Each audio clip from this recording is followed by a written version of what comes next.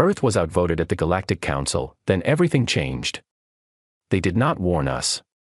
That is the part that still burns, even now, more than 20 years later. They did not send a message. They did not call an emergency session and give us time to prepare. They simply added a new item to the agenda, buried it under 3 routine trade reviews, and waited for me to walk into the chamber without a clue about what was coming.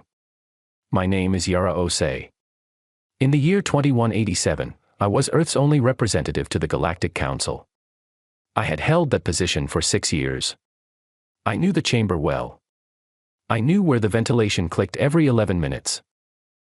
I knew which ambassadors fell asleep during the agricultural reports. I knew the smell of recycled air and old decisions and the particular silence that falls over 47 species when something important is about to happen. I did not know, when I walked through those doors, that the something important was us. The chamber was already full when I arrived. That was the first sign. Sessions rarely drew full attendance unless the topic was significant. I counted the seats as I crossed to my station, every ambassador present, some leaning forward, some deliberately not looking at me. The Kiriti delegation, 6 of them, sat rigid in their curved seats. The Veth ambassador, Councillor Sereth, caught my eye for one brief moment and then looked away. He was the closest thing I had to a friend on that council. When a friend cannot hold your gaze, you know something is wrong. The session opened normally. 2 trade reviews passed without discussion. The third item on the agenda never came up.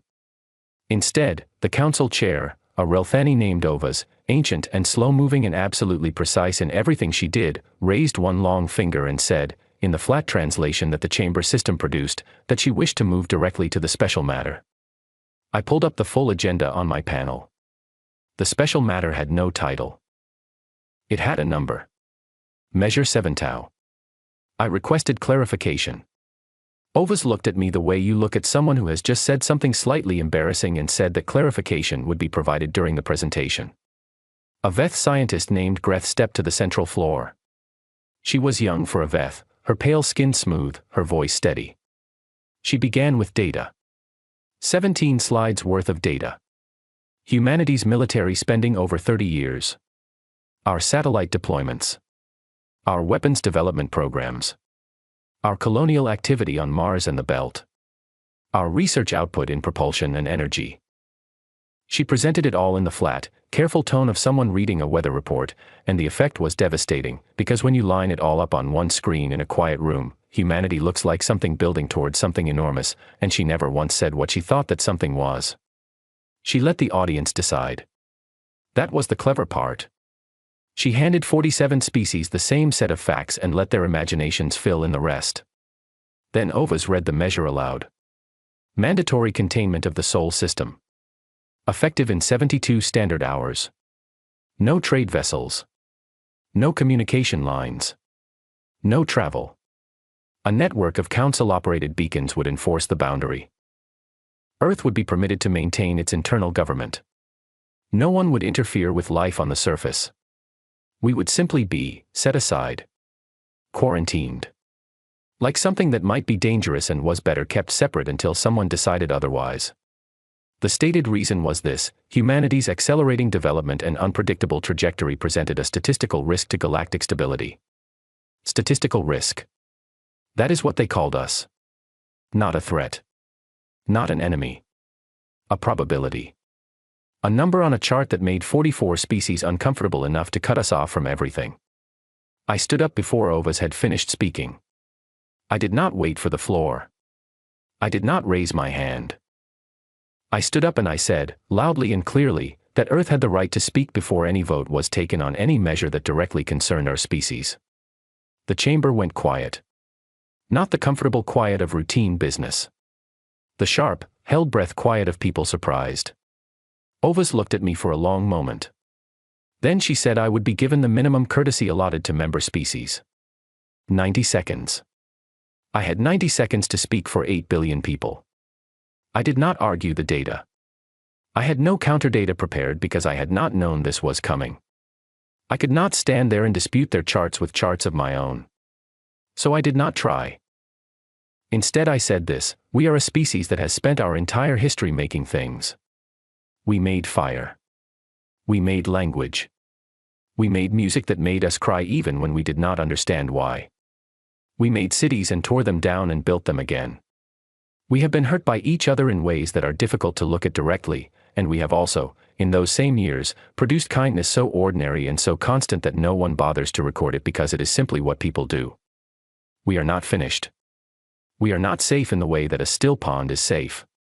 We are more like a river. We move. We change direction. We carve new paths. And yes, sometimes we flood. But you do not drain a river because it might flood. You learn its patterns. You build with it. I had 14 seconds left when I stopped speaking. The vote was called. I watched it happen in real time on my panel. Each ambassador's marker moving from neutral to yes. One by one. 44 green lights in a row. Then the session ended and the measure was entered into the official record and 2 council security officers appeared at my elbow to escort me from the chamber, politely and without any pressure, because they were professionals and this was not personal. Sareth was standing near the exit. He spoke quietly, barely moving his mouth. He said he was sorry. He said that 44 species had voted because they were afraid of us. He said I should consider what that meant. I walked to my ship alone. I sat in the pilot's seat for a long time before I moved. Outside the view screen, the station lights were steady and cold and indifferent. Somewhere out there, the quarantine beacons were already being prepared for deployment. In 72 hours, the boundary would close. I thought about Sareth's words. 44 species. Afraid. Of us. Of a planet that had just been given 90 seconds to defend itself. I opened a transmission to Earth. I kept it short. I said, they voted us out. Start the clock. Then I set my heading for home and pushed the throttle forward and did not look back. I cried once, somewhere in the middle of the journey, not from shame and not from grief, but from a sudden and absolute certainty that had settled into my chest like stone. We were going to be all right.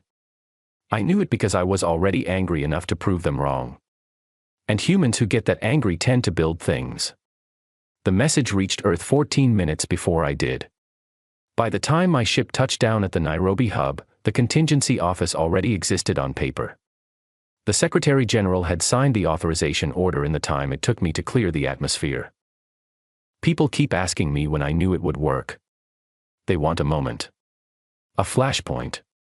Something cinematic to point to. The truth is there was no moment like that in those first hours.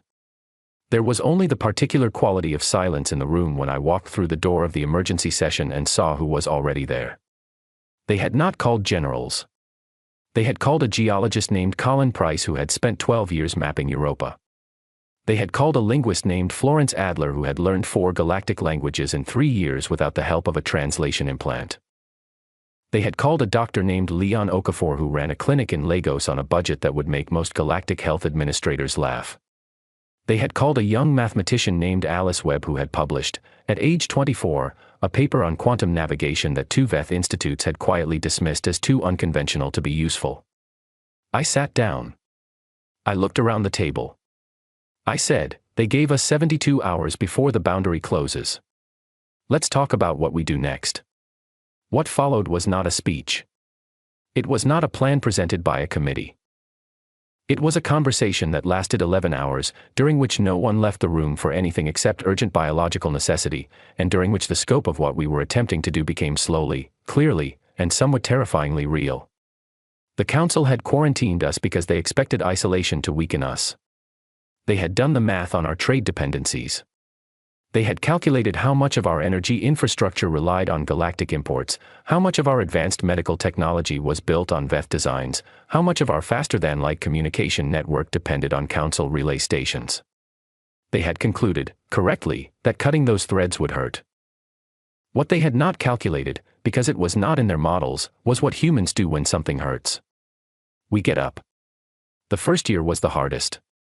I will not pretend otherwise. The energy shortfalls were real. Certain medical supply chains collapsed. 3 major galactic research partnerships dissolved overnight, and those partnerships had been funding work that could not simply be paused and resumed. There were protests. There was anger directed at the council, at me, at the government, at anyone visible enough to be a target. I understood it. I accepted it. I kept working. What saved us, in that first year, was not a single decision. It was the refusal to stop making decisions. Leon set up medical supply networks between clinics on 4 continents that, within 8 months, were producing locally synthesized versions of 6 medications that had previously been imported. They were not perfect. They were good enough, and then, month by month, they got better.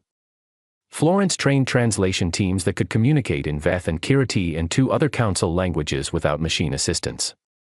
Not because we needed to communicate outside the boundary, we could not, but because she said, and she was right, that you should never let a skill atrophy just because you currently have no use for it. Colin was the one who found the fusion solution. He had been working on energy generation theory as a side project for 3 years, a private interest that no one had funded because galactic fusion technology was considered solved and importing it was cheaper than developing our own. In year 2 of the quarantine, with the Council's energy exports cut off, Colin's side project became the most important piece of research on the planet. He was given a team of 40 people and resources he had never had in his career, and within 14 months he cracked the core problem that had been stalling independent human fusion development for a generation. He did it differently than the galactic standard method. Not better, not worse. Different. Because he had learned it from scratch without any Veth textbooks to constrain his thinking. That difference would matter later. That difference would become one of the most valuable things humanity had ever produced. But in the moment, in year 2, what mattered was that the light stayed on. Alice's contribution came in year 4, and it came from a direction no one expected. She had been given access to the quarantine beacon network signal data, not because anyone thought she could do anything useful with it, but because she had asked and there was no good reason to say no. She spent 5 months staring at the mathematics of how the beacons communicated with each other, and then she called me at 2 in the morning and said, very calmly, that she had found something. The beacons had a flaw. Not in their containment function, they worked perfectly for that. The flaw was in their administrative layer, the layer that allowed council technicians to modify and update the network remotely. That layer had been built with a backdoor access protocol. A hidden emergency channel. It was not designed for humans to use. It was designed for council engineers, in case the quarantine ever needed to end quickly and they needed to shut the beacons down from a distance without sending a physical team. Alice had found it. Alice had read it. Alice had mapped every node in the network using it. She looked at me across the call and said, "We can leave whenever we want." I sat with that for a long time. I asked her how long it had taken to find it. She said 14 months from first contact with the data. I asked her how long it would take a council engineer to realize we had found it. She said they would probably never know unless we used it. I told her to document everything, encrypt the files, and bring the full report to me in the morning. Then I told her not to use it. She did not argue. She understood. The council had voted to quarantine us, and we had agreed, in our own way, to stay, because the quarantine was built on fear, and the answer to fear is not escape. The answer to fear is proof. Proof takes time. We had time. Year 5 brought grief alongside progress. My mother, Amma, had a condition called systemic neural decay. It is rare. In the galactic medical system, it is also very treatable. There are 3 standard interventions, all of them developed by Veth researchers, all of them effective in over 90% of cases. Before the quarantine, she had been on a waiting list for one of those interventions. The list was long because access was expensive and the treatment required equipment that Earth had to import. The quarantine closed that door. Leon's team worked on her case personally. They tried 4 different approaches. They kept working until there was nothing left to try. I was with her at the end. She was tired but not afraid, which is the most I can say about any of us in those years. I wrote in my journal that night, they voted to protect the galaxy from us. They did not stop to ask what they were protecting us from. I did not write it as an accusation. I wrote it as a question. A real one. What were they protecting us from? Progress. Our speed. Our refusal to slow down and be manageable. My mother was not dangerous. She was a retired schoolteacher who had spent 40 years making sure children in Accra could read. She was one of 8 billion people who had been quietly set aside because 44 species looked at our charts and got scared. I kept that question with me. It did not make me smaller. It made me more certain of what I was doing. By year 6, Leon's team had developed, from scratch, cures for 3 conditions that galactic medicine had classified as low priority because they were rare outside of Earth. Rare outside of Earth. Meaning millions of humans lived with them, but because those millions were only a small fraction of the total galactic population, no one had invested the resources to fix them. We fixed them ourselves. In isolation. With no outside help. And we did it faster than any galactic institution would have, because we had a reason to. By year 7, Alice had used the beacon backdoor data to develop a navigation framework. She never used the backdoor itself, only the mathematical principles she had extracted from studying its structure, that allowed our own ships to move through the solar system with a precision that surprised even our most experienced pilots. She had reverse-engineered, from theory alone, a spatial mapping method that the Council had developed over 2 centuries of accumulated research. It took her 3 years. By year 8, we had fusion power. We had new medicine. We had propulsion principles no one outside our solar system knew existed. We had a translation core that could work in 4 galactic languages. We had Alice's navigation framework. We had 42 active research teams working on problems that had never been problems before the quarantine and were now close to being solved. And we had, still unused, the knowledge of how to leave whenever we chose. I stood at the observation window of the station above the Pacific on the last day of year 8 and I looked out at Earth below me, at the clouds and the dark water and the bright scattered lights of the cities, and I thought about what Sareth had said to me 9 years ago. 44 species were afraid of you. Consider what that means. I had considered it every day for 8 years. What I had concluded was this: they were afraid because we were moving fast and they could not predict where we were going. They were afraid of the unknown shape of us. And that fear was understandable, and it was also wrong, and the best way to correct it was not to argue but to show. We were ready to show. A Veth scout vessel crossed the boundary 18 days later. It came alone. It moved slowly, the way you move when you want to be seen clearly and not mistaken for something threatening. It dropped out of faster-than-light travel at the edge of the system, near the outermost beacon ring, and it sent a standard identification signal. Its sensors lit up immediately. There was traffic in the system that had not been there 8 years ago. Ships. Human ships. Moving between Earth and Mars and the Belt and the 2 new stations near Jupiter that had been completed in year 7. The scout had come expecting a quiet system, perhaps a struggling one, perhaps a desperate one. What it found was a system that had been busy. I was 3 hours away from Earth when the alert came through. I was aboard our first fully self-built deep space vessel. We had named her the ISV Contingency, which Colin said was too on the nose and Florence said was exactly right. She had been in service for 4 months. She was not as fast as a Veth cruiser. She was not as large. She was, in every way that did not matter, less impressive than almost any ship the Council operated. In every way that did matter, she was extraordinary. Because she had been built by people with nothing to prove and everything to show. I changed course immediately. I put on my formal jacket, the one I had worn to the chamber 9 years ago, kept pressed and ready in my cabin because I had always known this day would come, and I called the scout ship on their own frequency, in Veth, with a fluency that I had spent 8 years maintaining. I introduced myself. I gave my name and my title and the name of my vessel. I told the scout ship's commander to hold position. I told him we were coming to him. The response took 40 seconds. Then a young voice came through, careful and measured, identifying himself as Commander Liam Tivon of the Veth Science Directorate. He confirmed he would hold position. He sounded steady. But I had been an ambassador long enough to hear the thing underneath the steadiness. He was unsettled. Not frightened. Unsettled. The way you feel when something does not match what you prepared for. Good, I thought. That means he is paying attention. We docked with the scout vessel 2 hours and 40 minutes later. I brought 4 people with me. Colin, for the engineering questions that would inevitably come. Florence, for the language and the tone. Alice, because if they had brought any physicists she would enjoy the conversation. And my pilot, a young man named Patrick Derry, who had a quality I valued above almost everything else, he knew when to be quiet. Tivon met us at the docking seal. He was younger than I expected.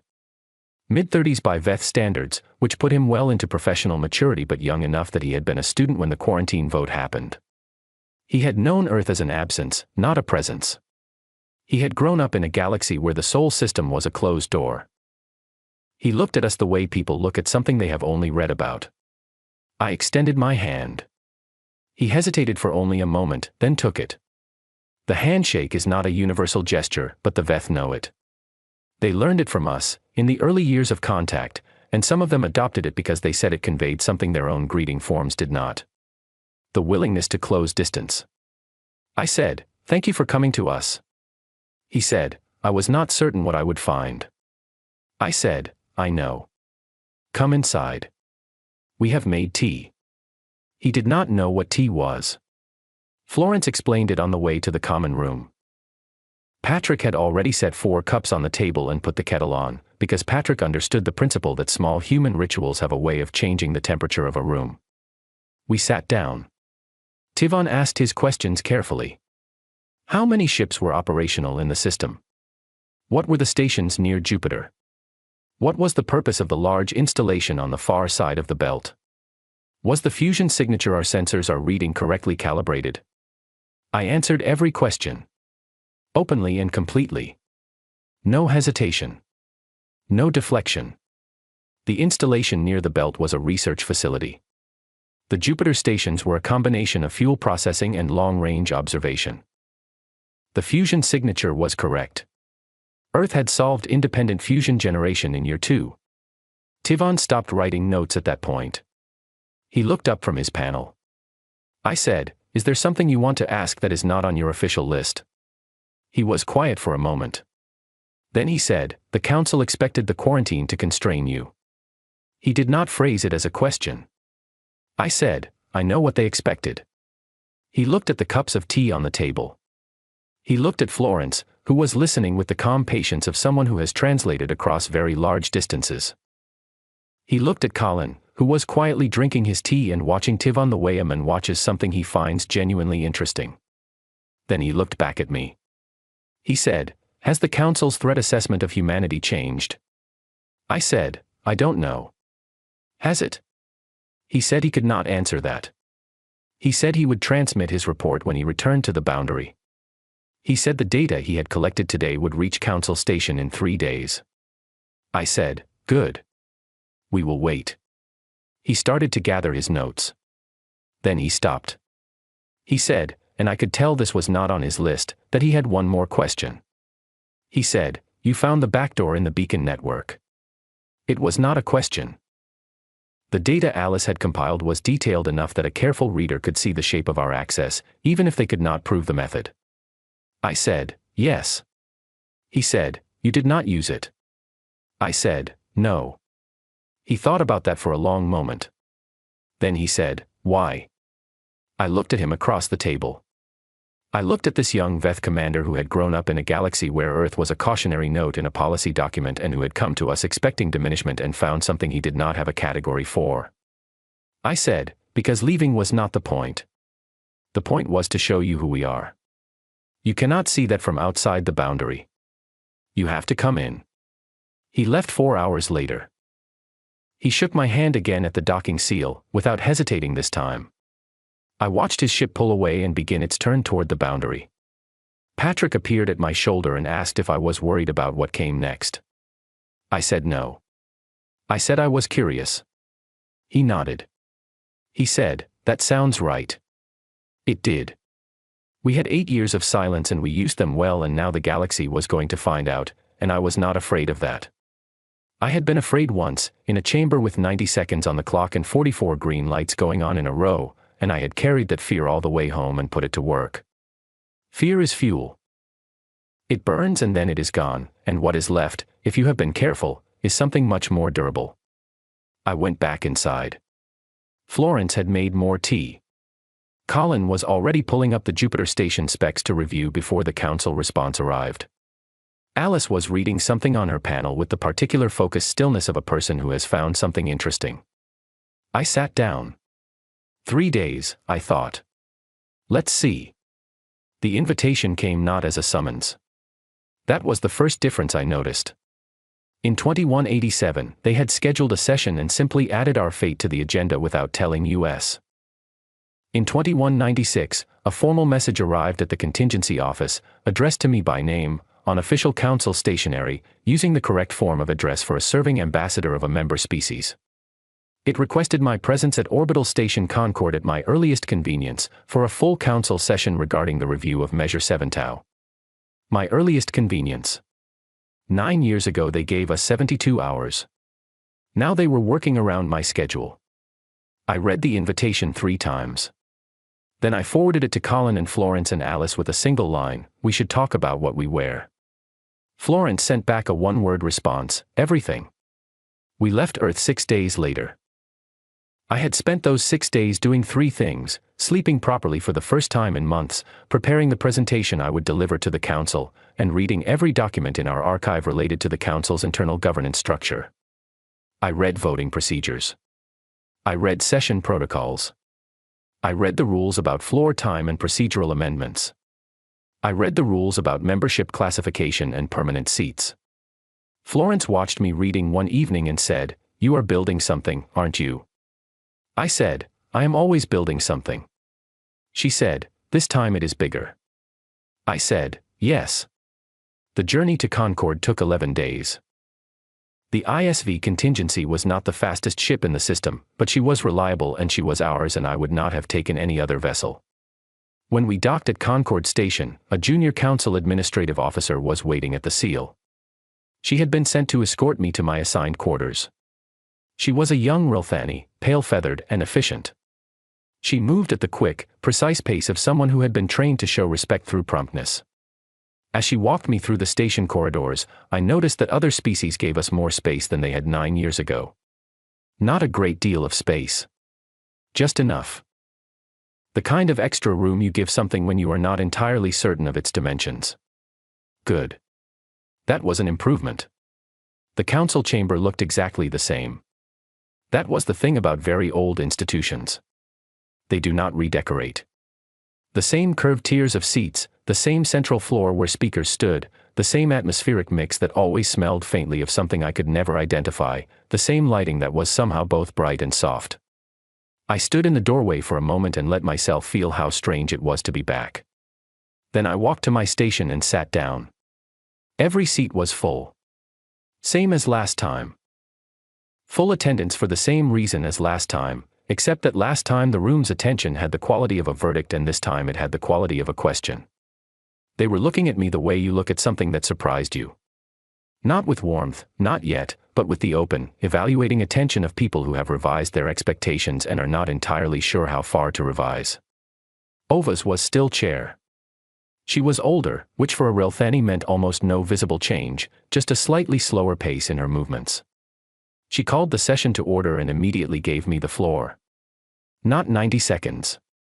She said I could have as long as I needed. I stood up. I looked around the room.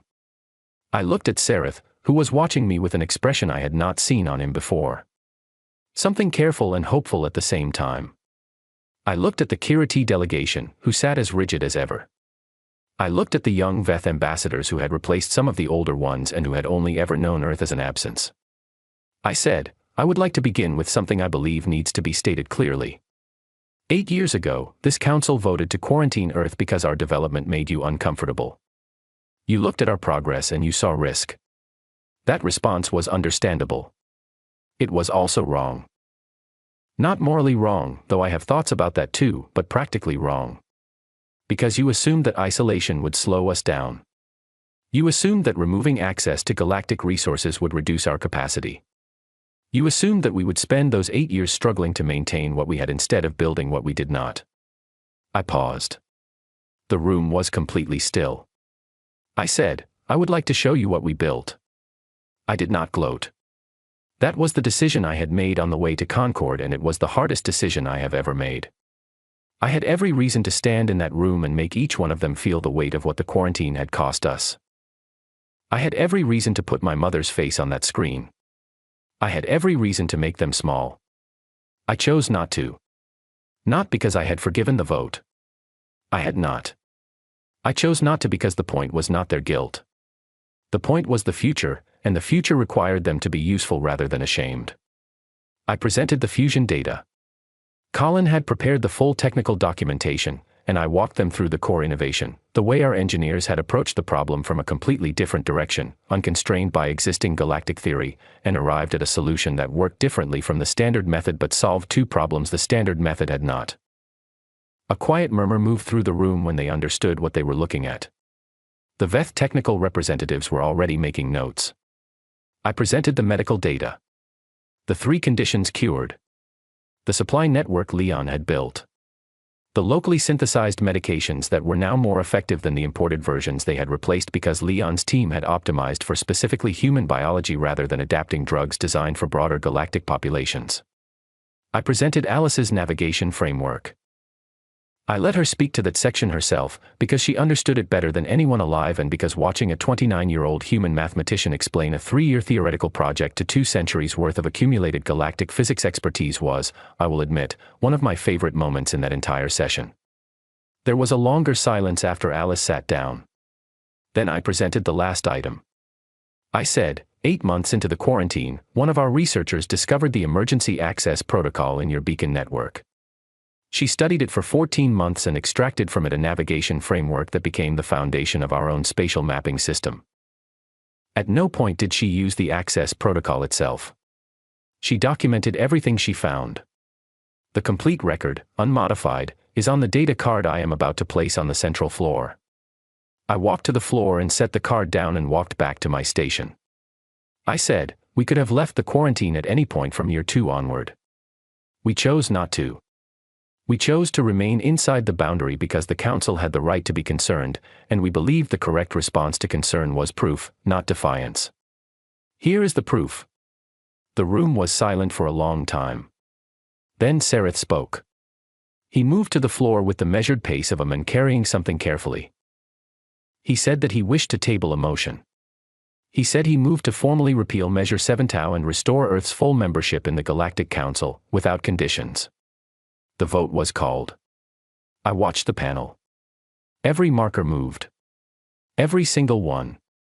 47 green lights in a row, including the 6 from the Kiriti delegation who had been among the loudest voices for the quarantine 9 years ago.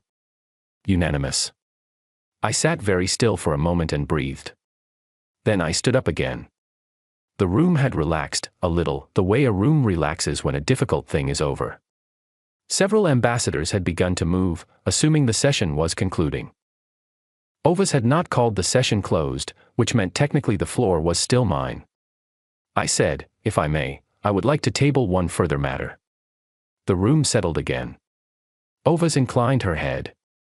I said, this council voted 44-1 to quarantine a species without giving that species adequate notice or preparation time. I am not raising this to revisit the vote. The vote is over. I am raising it because the process that produced that vote has a structural problem, and I believe that problem puts every member species at risk, not only Earth. I reached into my document bag and placed a second data card on the floor next to the first one. I said, I have spent 8 years studying the Council's governance structure. I have read the founding charter, all 217 amendments, the procedural records of every session since the Council's formation, and the decision-making patterns of every major vote in its history. I have identified 11 specific points at which the Council's current procedures allow fear to override deliberation.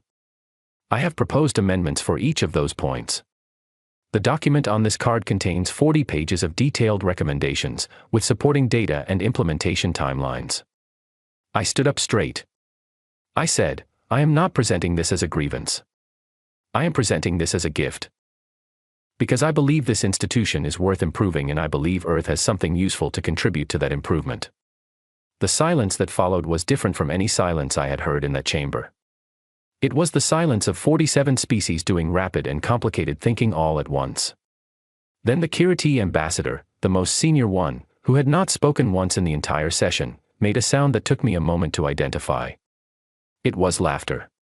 Not mocking. Not surprised. The deep, rolling laugh of someone who has just encountered something that genuinely pleased them. He said, in perfect galactic standard, that in 400 years of serving on this council he had never seen a species handed back its freedom and immediately used the moment to try to fix the building.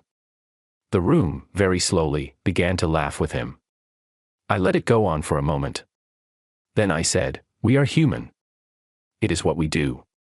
Sereth was smiling when I looked at him.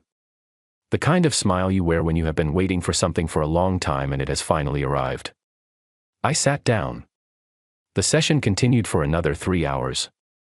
The governance document was formally accepted into the council record for review. A working group was formed.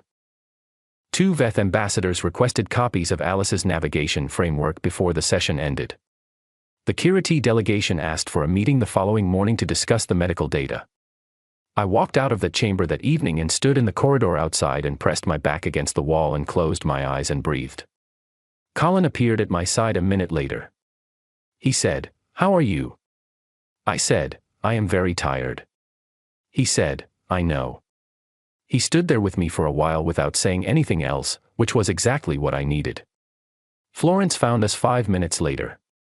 She said the VETH technical team wanted to schedule a preliminary meeting about the fusion data. Alice had already agreed to a follow-up session on the navigation framework for the day after next. I said, "Tell them yes to both." Then I said I was going to sleep. I did not tell them what I was thinking, which was that 9 years ago I had walked out of this chamber with an escort at my elbows and an empty solar system waiting for me. Now I had walked out alone, and 2 delegations had already asked for meetings, and somewhere on the central floor there was a data card with 40 pages of governance recommendations that a council working group was going to spend the next year arguing about. I had spent 9 years preparing for a fight. I walked into the chamber and offered them something better. Something they had not expected from us. Something they perhaps should have. It is a long time ago now. I am 63 years old as I stand in this room in Nairobi, looking at 34 young faces, and I am aware that some of you were not yet born when the quarantine vote happened and some of you were too young to remember it. You grew up in a world where Earth has a permanent seat on the council. Where the governance amendments I tabled in 2196 have been adopted, slowly and with a great deal of argument, across the following decade. Where the fusion technology Colin's team developed is now used by 11 species on 42 worlds. Where the navigation framework Alice built from first principles, from nothing but mathematics and 8 years of careful thought, is the basis of a navigational standard that carries 600,000 galactic flights a year. You grew up in that world as though it had always existed. It did not always exist. I want you to understand that. Not because you should feel grateful, though gratitude is a reasonable response to good fortune. I want you to understand it because you are about to walk out of this building and take your first postings off-world, and you are going to encounter species and situations and decisions that feel impossible, and I want you to know what you are made of before you go. So I will tell you what I have never said in a formal address. I will tell you the private version. The morning after the quarantine vote, before I sent the message home, I sat in my ship for a long time. The lights of Concord Station were outside the view screen, steady and cold. My hands were in my lap. I was very still. And then, quietly, and without any particular drama, I cried. Not from shame. Not from anger. From relief.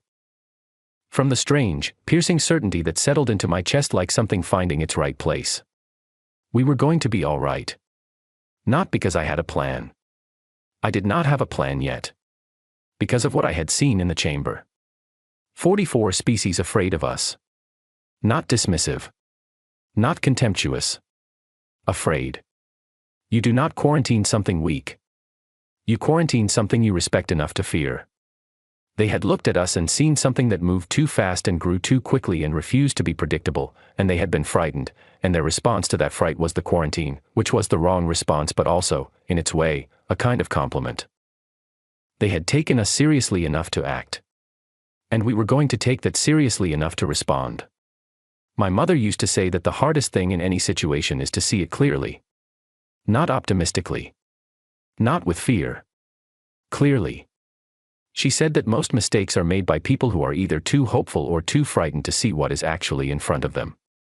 She spent 40 years teaching children to read, which meant she spent 40 years teaching them the same skill in a different form. Look at the thing. Look at it without wanting it to be something else. Then decide what to do. I tried to do that for 8 years. The quarantine hurt. I will not minimize that. The energy shortfalls were real. The medical losses were real. My mother's death was real. There were days in year 3 and year 4 when I sat in the contingency office late at night reading situation reports and felt a heaviness that was not quite despair but was its close neighbor. There were days when I questioned whether we were moving fast enough, whether the approach was right, whether I had made errors I could not see. On those days I would walk. I had a route through the corridors of the office that took about 40 minutes if I did not stop. I would walk it and think. And somewhere in the middle of the walk, usually, something would shift. Not a solution. Not a plan. Just the understanding that the work was continuing, that people all over the world were doing extraordinary things in ordinary conditions, and that my job was to keep the conditions as stable as possible so they could keep doing it. That was all leadership was, most of the time. Not vision. Not speeches. Just keeping the conditions stable enough for extraordinary people to do what extraordinary people do. Colin cracked fusion because someone gave him 40 people and left him alone. Leon cured 3 diseases because someone made sure his supply lines stayed functional. Alice mapped the beacon network because someone said yes when she asked for access to the data and then did not check on her for 5 months because she did not need to be checked on. I was the someone in each of those cases.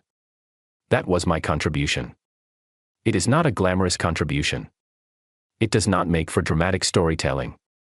But it was real and it mattered, and I want you to know it, because most of you will spend most of your careers being the someone rather than being the one whose name goes on the breakthrough. Both roles are necessary. Neither is lesser. The year after the quarantine ended, Councillor Sereth retired from the council. He had served for 51 years. He did not announce it publicly. He simply stopped attending sessions and sent a quiet note to the Secretariat. I found out through Florence, who heard it from a contact in the VETH administrative office. I sent him a message. I told him I was sorry to hear he was stepping back. I told him I remembered what he had said at the chamber door in 2187, and that his words had mattered more than he probably knew. He responded 3 weeks later. He said he was living in a quiet region of the VETH home world, near water, which he had always wanted. He said he had followed Earth's progress throughout the quarantine with a combination of concern and something he eventually identified as pride, which he found strange since he had voted for the measure. He said that watching us was the most educational experience of his long career. Then he said he was planning to visit Earth. He arrived 6 months later. He came alone, without staff, without any official notice. Florence picked him up from the arrival port because she happened to be the one I called when I needed something handled well without any fuss. She brought him to Nairobi on a commercial flight, and he sat in the window seat and looked at the clouds for most of the journey. I met them at my house. I made dinner, which was an act of considerable ambition on my part, and it turned out reasonably well. We sat on the terrace and ate and talked for several hours. He had questions about the fusion development. He had questions about Alice's work. He asked about Leon's clinic. He was, underneath the formal VETH manner, genuinely curious in the way that old people sometimes are when they have decided that curiosity is more valuable than maintaining appearances. After dinner, we walked. It was evening, warm, and the city was moving around us in the way that cities move in the evening, people returning from work, vendors packing up, children being called in, the sound of music from open windows. We went through the market near my neighborhood. It is loud there. It is full of color and argument and the particular energy of a place where a great many people are doing a great many things at once. Sereth stopped walking. He stood in the middle of the path and looked at the market. At the people. At the noise and the food and the motion and the life of it. He stood very still for a long moment. Then he said, quietly, almost to himself, "This is what we were afraid of." I waited. He said, "I understand now that we were afraid of the wrong thing." I did not say anything. There was nothing to say. He had arrived at something true on his own, and the correct response to that was silence. We walked back to the house. He stayed 2 more days. On the last morning he sat at the kitchen table with a cup of tea. He had decided he liked tea, and he looked at me across the table and he said, "What do you think would have happened if the vote had gone differently in 2187? If the measure had failed?" I thought about it. I said, "I think we would have continued developing at the pace we were going. I think some of the breakthroughs would have happened eventually, but more slowly, because we would have had galactic resources to lean on and we would have leaned on them. I think the governance amendments would never have been proposed because I would not have had 8 years to study the charter.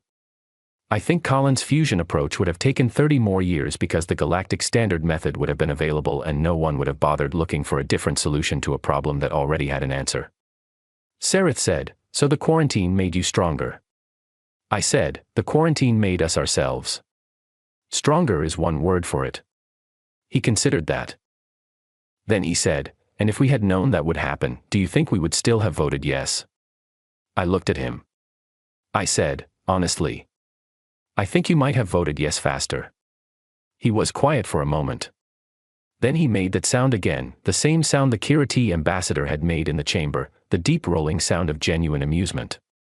He laughed until his eyes were bright. I laughed with him.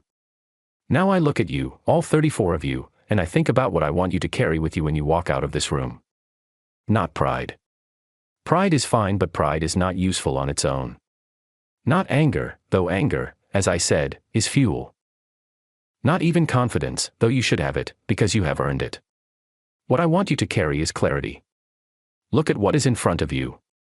Look at it without hoping it will be something else. Look at the difficult situation and find the one thing in it that is useful and build from there. That is all we did. That is all any of us ever does. We looked at the thing clearly and we built from where we were. You are going to go to worlds where you are underestimated.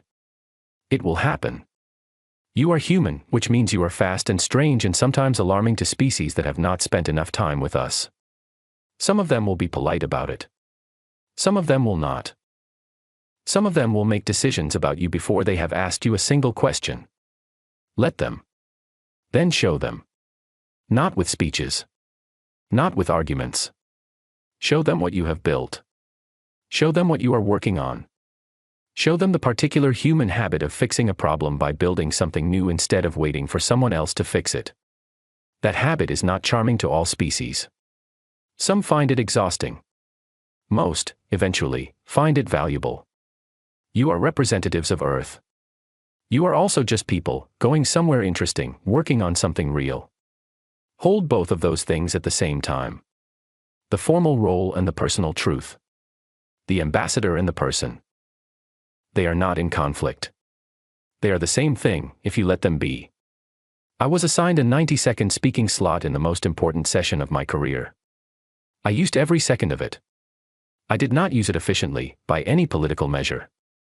I did not make a legal argument. I did not cite precedent. I talked about rivers and music and the ordinary stubbornness of people who rebuild after disasters. It did not change the vote. Nothing would have changed that vote. But it changed something. I know it did, because of what came later. Because Sarith stopped me at the door. Because the Kiriti ambassador laughed in the chamber 9 years later. Because a young Veth commander sat across from me with a cup of tea and said, "You did not use the back door." And then listened very carefully to my answer. 90 seconds. Say what is true. Say what is real. Then go home and get to work. That is all I did. That is what changed everything. You are going to be all right. Not because the galaxy is kind, it is often not. Not because the road is clear, it never is. Because you are the kind of people who get angry about the right things and then build something from that anger. Because when the room goes quiet and everyone looks at you, you look back. Because you have read the history and you know that the 72-hour clock is not a deadline. It is a starting gun. Go. Build something. Make them glad they let you back in. And if they are slow to be glad about it, that is fine too. You have time. We always do.